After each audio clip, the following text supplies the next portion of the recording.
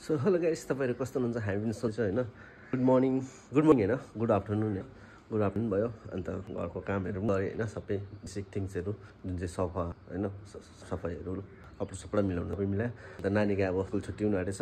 अन्त डेली छुट्टीको दिन चाहिँ के काम हुन्छ हैन, त्यो तपाईहरुलाई हल्का हैन हल्का भिडियोमा म देखाउँछु किनकि म भने नि त्यो अन्त थ्यांक यू सो मच साथ दिदैछ। अन्त भिडियोहरु बनाउँदैछ अनि यो पनि मिल्दैछ मलाई। अन्त त्यही हो। अन्त चाहिँ नानी लिन जाने। अन्त ल नानीले चाहिँ अब जाने चाहिँ कसैको के छ कसो छ त्यो देखाउँ। अन्त कहाँ छ भनेर हैन के अब छुट्टिन्छ भनेर। अन्त ल यसरी नै सबै दिनुहोस् है। ल हेर्नुहोस्। सो गाइस, म चाहिँ नानीलाई हेलमेट र बुढीलाई खाना पकाउनु गएको हो। अन्त मैले टक्कै स्कुटीलाई चाहिँ यताउति गरेर स्वाट्टै पारेर सुरुर घुमाएर फ्वाट्टै निकाल्यो।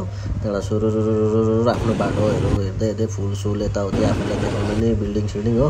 टक्कै गएर बुढीलाई पनि भेटेँ, खाना दिएँ। अन्त नानीको स्कुल पनि टाइम भएको थियो। अन्त नानीलाई पनि हेर्दै नानी त स्याड भएर आयो। के भयो बेबी भनेको त चक्लेट हेऱ्यो।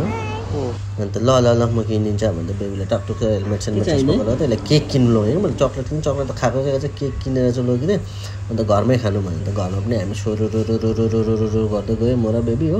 अन्त बेबीले त यो दिँदै जाँदै थियो। अन्त ठिक्कै गरेर घरमा पनि पुग्यो। अन्त हेलमेटहरू खोलेर अब हातमुख साथमुख हेरेर नानीलाई पनि फ्रेस भरेर होइन उसलाई मिठाई सिठाई दिनु लागि अन्त बोडी सोडी पनि देखाउनु छ हो।